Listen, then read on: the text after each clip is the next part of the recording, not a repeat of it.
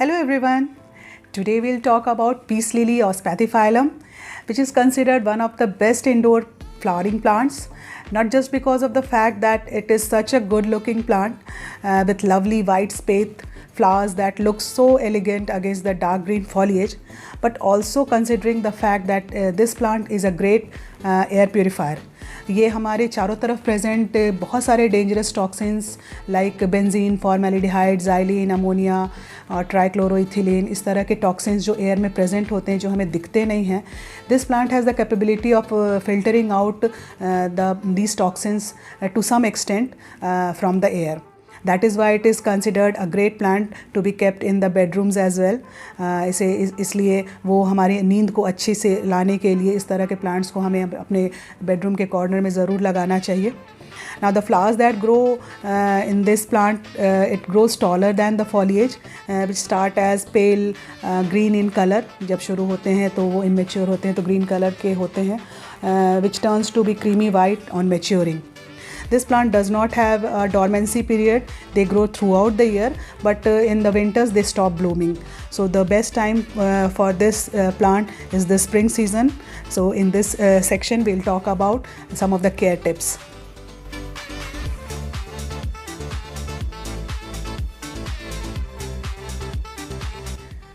Talking about the light condition or light requirement, ये plant लो light area पसंद करते हैं.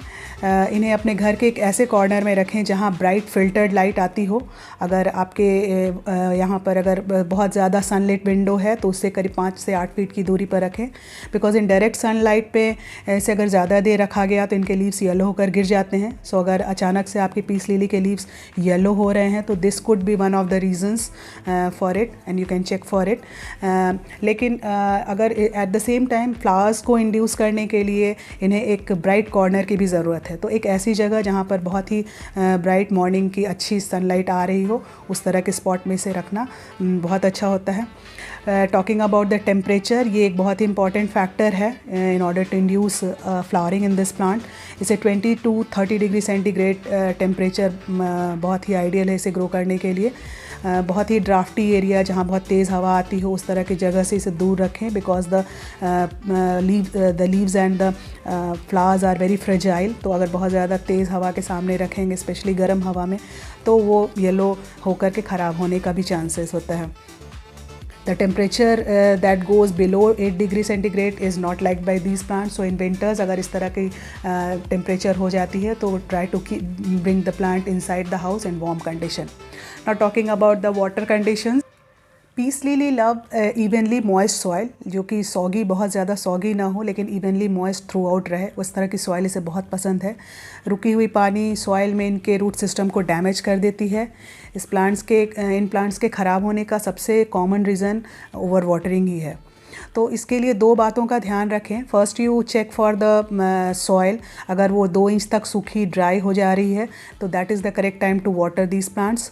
नहीं तो फिर जब लीव्स थोड़े से हल्के से ड्रूपी जैसे लगने लगे, बहुत ज़्यादा नहीं, तो that is also considered a good time to water these plants. जब पानी डालें तो अच्छे से उसमें डालें ताकि ड्रेनेज होल से अच्छे से डीप पोर होकर पानी निकल जाए. But again wait for the top 2 inches of the soil to dry out before watering it. Also दूसरी फैक्टर जो इम्पॉर्टेंट है, इसे क्लोरीन वाला पानी बहुत ही नुकसान पहुंचाता है. So if possible tap water को 24 आवर्स तक रख कर एक बकेट में पानी में ऐसे करके 24 घंटे तक स्टैंड होने दें, जिससे इसके क्लोरीन ब्रेक डाउन हो जाते हैं और एवेपोरेट हो जाते हैं. Then use this water for watering और you can use filtered water. Now talking about the soil, now see these plants belong to Americas and Southeast Asia. So tropical rainforest condition में इन्हें grow होने की आदत है under the canopy of thick forest. और इसलिए लगभग हमेशा ये गिरे हुए पत्तों से बने decayed matter में grow होते हैं. So choose a soil of this quality with lots of compost along with sand or perlite, जो कि पानी को रुकने ना दे ज़्यादा देर. इस तरह की soil composition होनी चाहिए, having moisture holding at the same time well draining और with lots of nutrients. तो इस तरह की soil जो है इनके लिए बहुत ही अच्छी होती है. So make a combination of coco peat or garden soil along with some sand and lots of compost. तो ये that is the ideal soil for it. Now talking about the humidity, these plants love lots of humidity.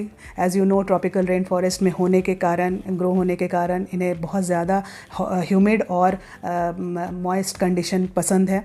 So misting several times in especially in summers, या फिर इन plants को आप एक ऐसे cluster of bigger plants के बीच में रखें, जैसे ये इन्हें एक फॉरेस्ट कंडीशन में रहने की आदत है जहाँ बड़े बड़े पेड़ों के नीचे वो ड्वेल करते हैं और उनसे मॉइस्चर लेते रहते हैं. उस तरह के क्लस्टर क्रिएट करके अपने गार्डन में या बालकनी में रखें. और you can keep them in a water bath with pebbles, और एक ट्रे में पानी डालकर उसके ऊपर पेबल्स रखकर, सो दैट उसके इवेपोरेशन से वहाँ एक मॉइस्ट एनवायरनमेंट क्रिएट होकर रहे. Now talking about the fertilization, peace lilies do not require too much of fertilizers. बहुत ज़्यादा फर्टिलाइज़र डालने से उनके जो वाइट ब्लूम है वो जल्दी ग्रीन होने लगते हैं. That is a sign of over fertilization. But sometimes during the flowering time put diluted potassium rich fertilizers जैसे बनाना पील या seaweed fertilizer, not in too much quantity, but after 15 days you can put the liquid fertilizer diluted form में. Now talking about the flowering, the white flowers that you see in the plant is actually the spathe that protects or attract insects for pollination. See the flower जो इस पे आते हैं वो एक spadix पे आते हैं, ये इस तरह के स्पैडिक्स होते हैं. these are the real flowers. और ये जो वाइट फ्लावर्स हैं, these are actually modified leaves called spathe, जिसे ये छोटे फ्लावर्स को जो प्रोटेक्ट करते हैं और पॉलिनेशन के लिए इंसेक्ट्स को भी अट्रैक्ट करते हैं. नाउ इन नर्सरीज़ में क्या होता है, अननेचुरली फ्लावरिंग इंड्यूस कराया जाता है in order to get these attractive flowers. और इमेच्योर प्लांट्स में बाय एडिंग और spraying gibberellic acid which is a plant hormone inducing flowering. But after flowering once घर पर लेके जब हम लोग आते हैं तो ये प्लांट जो है वो फ्लावरिंग स्टॉप कर देते हैं. So we can try to bring them to flowering again by keeping few things in mind. इन प्लांट्स को वार्म लाइट दीजिए, प्रॉपर ह्यूमिडिटी, ऑलवेज प्रोवाइड एक moist environment around this plant, और 20 डिग्री टेम्परेचर के आसपास की टेम्परेचर रहे तो बहुत अच्छा है. और एक और बहुत इंपॉर्टेंट पॉइंट, जब इनके फ्लावर्स यूज्ड हो जाते हैं, सूख जाते हैं, तो डेड हेडिंग करनी चाहिए. मतलब उसके जो स्टेम है जिस स्टॉक पे वो ग्रो होते हैं उसे नीचे बेस के पास से कट करके हटा देना चाहिए to give the plants more space to develop new leaves and flowers. और साथ ही एक well draining potting soil which is rich in organic matter, वो हमेशा ध्यान रखें यूज़ करने का. तो इस सब बातों का ध्यान रखने पर डेफिनेटली आपको बहुत सारे फ्लावर्स मिलेंगे in the growing season. And now talking about the propagation, इनकी प्रोपगेशन रूट डिवीजन मेथड से राइजोम सेपरेशन से होती है. इनके राइजोम्स हॉरिजॉन्टली ग्रो होते हैं, ऑफशूट्स मदर प्लांट से निकल कर आते हैं, जिससे आप सेपरेट करके और एक वेल ड्रेनिंग सॉइल में उसे लगा कर रख सकते हैं.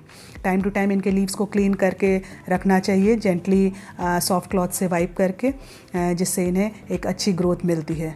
So this was all about the beautiful peace lily plant. Hope you've got some ideas on the care tips, and if you've liked the content of this video, then please do not forget to like, share and subscribe, and thanks for watching the video.